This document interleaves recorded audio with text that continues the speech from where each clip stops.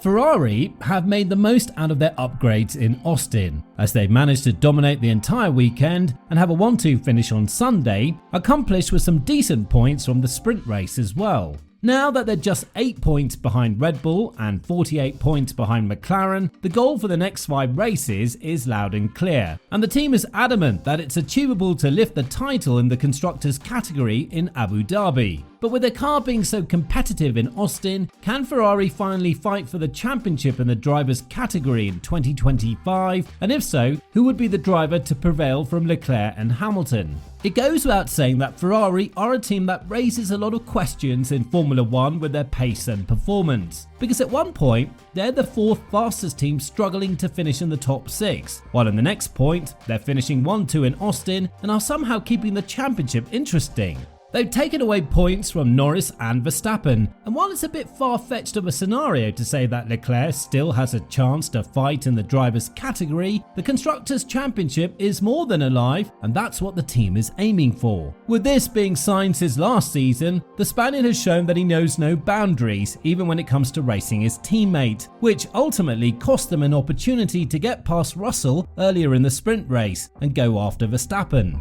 Nevertheless, there are 2 more sprint races and 5 more full race events that Ferrari will have to achieve their goal, and if we are to judge from what we saw in Austin, then the Maranello team is all but to be written off. When talking about 2024's goals, Leclerc was quite adamant that they haven't given up on the constructors category, further adding, "I think we're already fighting for the World Championship this year, we won races, so the potential is there despite some mistakes, and in any case, the development of the 2025 Ferrari is proceeding well." What's definitely worth mentioning is that Ferrari can now finally say that they've started the collaboration with D'Ambrosio and Serra, who arrived from Mercedes, as they have high hopes that these 2 high-profile engineers will be the key to their return to the top of the sport. Of course, Hamilton being part of the team is not something that we should be throwing away, even though Leclerc has been the star boy of Ferrari for quite some time now, equaling the amount of wins that Ricciardo has scored in the sport, 8. But the development that Ferrari have showcased in 2024 is massive, and while it's had its own ups and downs, starting from Barcelona's failed floor and ending with a more flexible wing in Austin, the team now has its goals straight. What Leclerc would be satisfied with is P2 in the Drivers' Championship, because it does look like McLaren have dropped the ball a little bit with their latest upgrade package in Austin, even though it wasn't as big as expected, as they're still holding back on the new floor that they're not quite sure will bring the expected amount of performance to the car. But in case it does, then it would be back to the old story where Norris and Verstappen would battle it out in the last 5 races, with the Dutchman managing to add 5 crucial points to his lead in Austin and making things tougher on the Woking-based squad after a weekend has gone wrong in matters of pure pace. But nevertheless, it was always known that Ferrari will be here to make sure that both of these sides won't have a walk in the park fight at the top. And with Leclerc now being 79 points behind Verstappen in the Drivers' Championship, it's obvious that the common goal would be more on the constructors rather than the drivers category. And this is something that Leclerc is quite hopeful of achieving after seeing what their car is capable of doing in Austin, and after the mini DRS wing of McLaren has been chopped down in Baku, as he went on to say, "We've got to target winning the constructors title. It's an optimistic goal, but that's what we're here for. It's been a really good weekend for the team. Hopefully at the end of the year, when we do the math, we'll have won the constructors title. If we do everything perfect until the end of the season, no matter what McLaren does, if we do better than them, I think we can still clinch that title."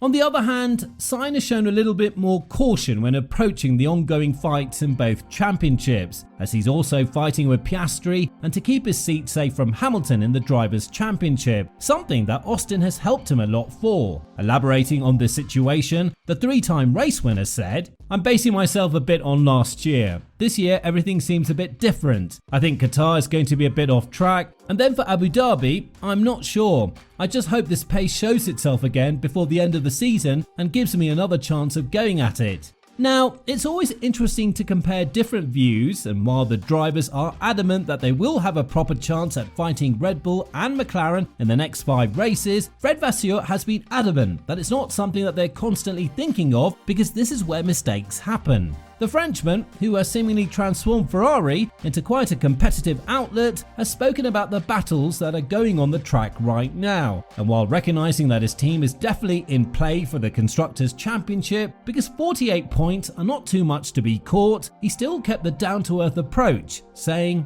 "We're not talking about the championship, and I want to keep the team in this mood because I think it's important to be focused on pure performance session after session and not to have somewhere in your mind the championship." 1 week or 2 weeks ago, everybody was speaking about McLaren. Before this, it was Mercedes, and before this, it was Red Bull. We have to take it with a bit of distance. We never spoke about something like this because we know it's still a long way. If something can arrive at the end, it will be more by the performance day per day than by the approach of the overall championship. We know perfectly that next week will be a completely different challenge. We will start from scratch, and you can have a completely different result in Mexico in 1 week's time. Furthermore, Vasseur stressed out that it's very important for the team to take more risks and have the power to take these risks because while they've scored the second 1-2 finish of the team in 2024 after Australia, they're also aware that there are improvements that the car needs to see are still available for grabs, and it's important for them to keep this mindset. Even if the team gets a good result, it's not the end of the story for Ferrari, but if they can exit weekends like they did exit Austin, then the Monday debrief will be the best day in their lives for the remainder of the season.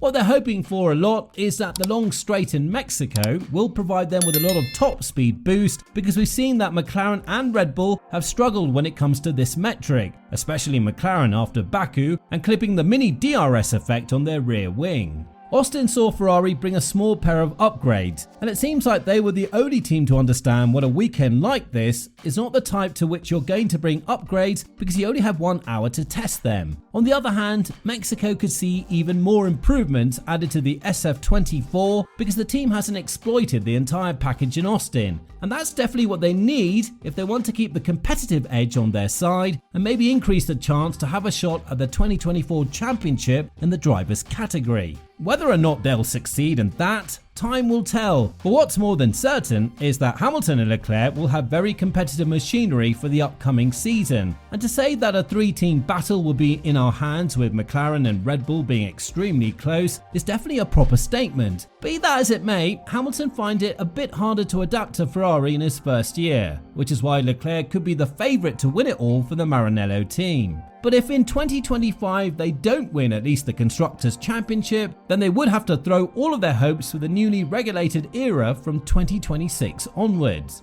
So, with all this in mind, do you think that there is an opportunity for Ferrari to win the Constructors' Championship in 2024 after what they've shown in Austin? And more importantly, do you think that they're the favourites to win it all in 2025? Let us know in the comments down below.